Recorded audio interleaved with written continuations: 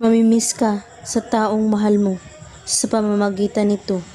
Alamin kung paano mo maihahatid ang inyong love energy kahit nasaan pa man siya.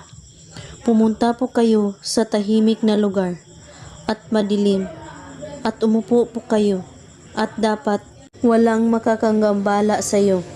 I-relax mo lamang ang iyong isipan. Isalarawan mo ang iyong isipan ang kanyang mukha.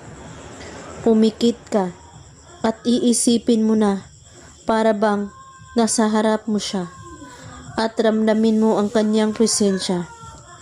Iisipin mo na ikaw lang ang nasa kanyang puso at isipan. At ngayon ay iisipin mo, tinitigan mo ang kanyang mata at ang kanyang mukha. Sambitin ang mga bagay na nais mong sasabihin sa kanya. Sa sandaling nasabi mo na ang nais mong sabihin, maaari mo nang idilat ang iyong mata at sabihin mo, mamahalin mo ako ng walang kapalit at katapusan. Gawin mo ito bago kayo matulog sa gabi, kahit anong oras at araw.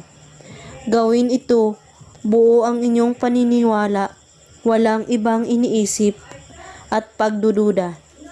At dapat walang ibang makakaalam nito kapag gumawa po kayo ng ritual. At kung may katanungan po kayo ay magko-comment lang po sa ibaba. Maraming salamat sa panunood. May God bless us all.